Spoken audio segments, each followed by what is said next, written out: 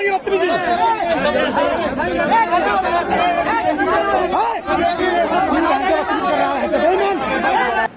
अपने ही प्लॉट को पाने के लिए फौजी को काटने पड़ रहे दर दर के चक्कर। आपको बताएं कि बुलंदशहर के खुर्जा में आज फौजी संगठन और किसान यूनियन ने संयुक्त धरना दिया। धरना अभी भी जारी है, जिसमें उनकी मांग है कि दीपक फौजी, जिसने एक प्लॉट लिया था अपनी पत्नी के नाम खुर्जा में, उसको भूमाफियाओं ने किसी और को बेच दिया है।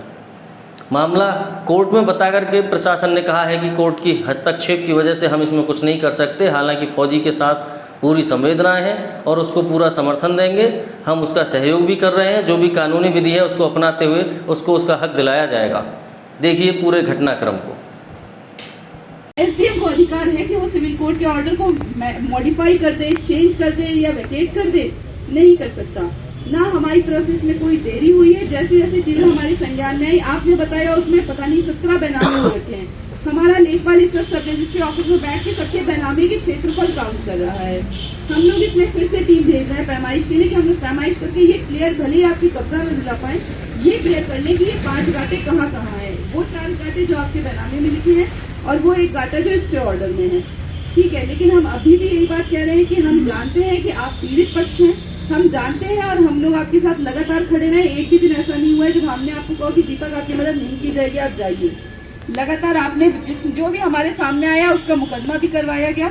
लेकिन जब अगर किसी की दीवार जो है उस पर सिविल कोर्ट का स्टे ऑर्डर हो चुका है और आप उसमें प्रतिवादी हैं, अगर वो दीवार टूटती है, कुछ भी होता है, कंटेम्प्ट आप ही लोगों पे होगा। हम आज खुर्जा तहसील में एक फौजी की धर्मपत्नी, जिन्हें अपने ही प्लॉट के लिए धरने पर बैठना पड़ रहा है, ये कैसा हमारा संविधान है, कैसे शासन व्यवस्था है, हम आपको दिखाएंगे कि जो उनकी पत्नी है आज यहाँ खुर्जा तहसील में धरने पर बैठी हैं। तो हम उनसे जानेंगे, उनका परिचय जानेंगे पहले और क्यों बैठी हैं वो भी यही बताएंगी। आपका क्या नाम है? आरती कुमारी। किस लिए आप यहाँ धरना दे रही हैं आज? मेरे प्लॉट पर कब्जा कर लिया। किसने किया है? दीपक गुजर, पुत्र प्रताप सिंह। कितने दिन से आप लोग यहाँ परेशान? 2 महीने से। 2 महीने से आप यही हो। तो आज आपके साथ यहाँ पे कौन कौन है? ये किसान यूनियन के लोग हैं और इंडियन आर्मी के रिटायरमेंट, यानी सैनिक बंधु हैं और किसान यूनियन के लोग हैं। तो आपके जो पति हैं वो भी काफी समय से यहाँ चक्कर काट रहे हैं, तो छुट्टी उन्हें अलग से लेनी पड़ी है, अभी वही चल रही है? नहीं, अलग से लेनी पड़ी। देखिए अभी इन्होंने बताया क्योंकि वो छुट्टी लेकर के यहाँ पर हैं, तो कितनी बड़ी समस्या है। देश का सैनिक, उसे छुट्टी लेनी पड़ रही है अपने प्लॉट के लिए, रक्षा कर रहा है वो देश की, लेकिन यहाँ नहीं सुन रहे लोग। हमारे साथ में है किसान यूनियन चड़ूनी के प्रदीप चौधरी जी, हम उनसे भी बात करेंगे कि आज यहाँ क्या हुआ है, कैसा रहा, वो पूरा बताएंगे हमको। चौधरी साहब पहले अपना नाम पूरा बताओ। जी, मेरा नाम प्रदीप चौधरी है और मैं भारतीय किसान यूनियन चड़ूनी से जिला प्रभारी हूँ बुलंदशहर। और हमारे जो एक फौजी हैं जो सेवारत हैं फिलहाल जैसलमेर राजस्थान में, उनकी ये पत्नी है, बच्चे हैं 2 छोटे छोटे। इन्होंने 2019 में एक 100 गज का प्लॉट खरीदा चित्रकूट कॉलोनी में, जो पहले सर्जिकल के नाम से थी। और ये प्लॉट खरीदने के बाद में अपने गांव चले गए, वो अपनी ड्यूटी चले गए फौजी भाई। पीछे दबंग लोगों ने, जो भूमाफिया हैं, उन्होंने इनके प्लॉट पे कब्जा कर लिया और दीवार लगा दी और उस पर नाम लिख दिया अपना कि ये प्रॉपर्टी राकेश वर्मा की है। जबकि उसके ओरिजिनल पेपर दीपक फौजी जो हमारे उनके पास हैं।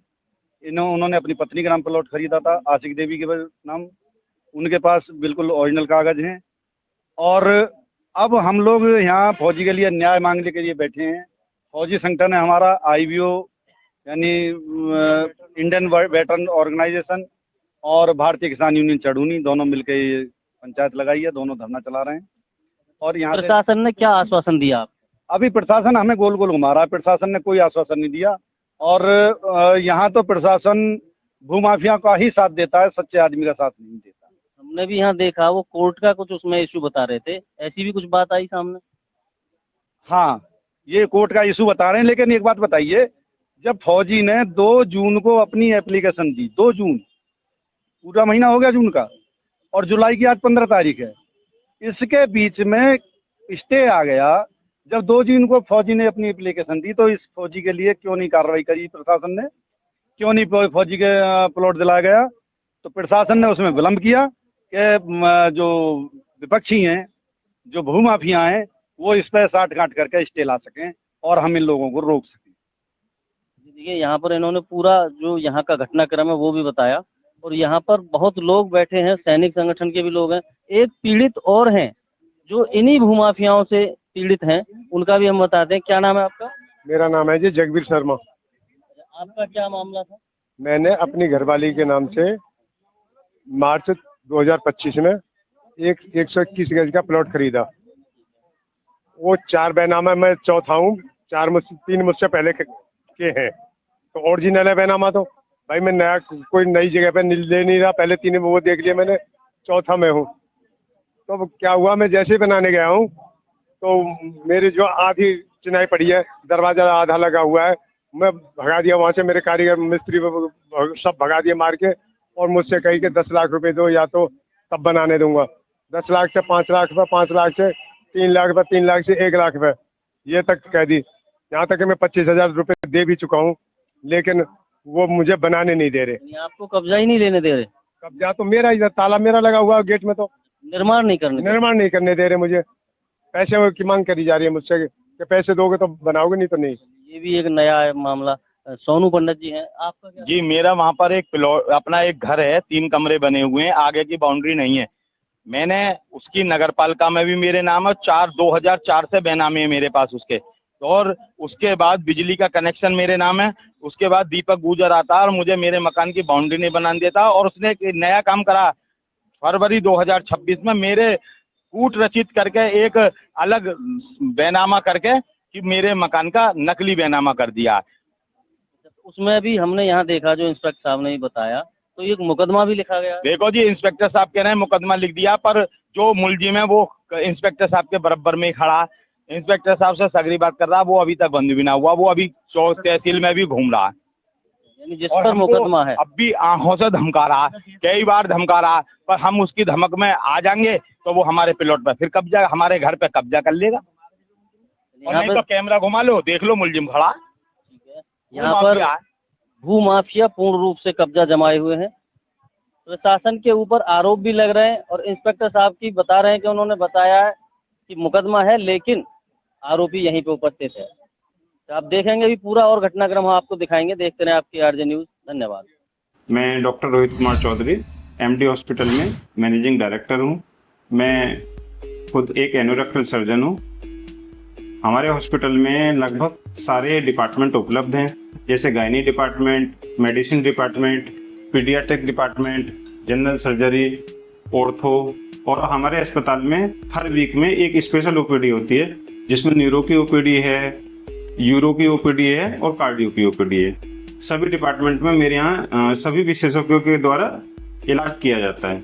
हमारे हॉस्पिटल में 24 आवर्स मेडिकल स्टोर की सुविधा है, एम्बुलेंस की सुविधा है और एक्सरे की सुविधा है। सबसे बड़ी चीज हमारे हॉस्पिटल में ये है कि किसी भी तरह का रोड ट्रैफिक एक्सीडेंट हमारे यहाँ आए, हम उसको इमरजेंसी ट्रीट करते हैं, मैनेजमेंट करते हैं। अब तक पिछले 2.5 वर्षों में लगभग हमने 100 से ऊपर ऐसे केस हैं जो बड़ी गंभीर अवस्था में आए, जिसको हमने मैनेजमेंट करके, जिसको बाहर भेजने की जरूरत थी हमने उनको बाहर भेजा है आफ्टर सिटी स्कैन, और जिसको रखने की जरूरत थी हमने अपने यहाँ रख के सभी का ट्रीटमेंट किया है। एमडी हॉस्पिटल में 24 आवर्स किसी भी तरह का आयुष्मान का पेशेंट हो, जिस डिपार्टमेंट में हमारे यहाँ आयुष्मान चल रहा है, हम 24 आवर्स उस डिपार्टमेंट में आयुष्मान का पेशेंट लेते हैं, और टीपीए भी हमारे यहाँ उपलब्ध है।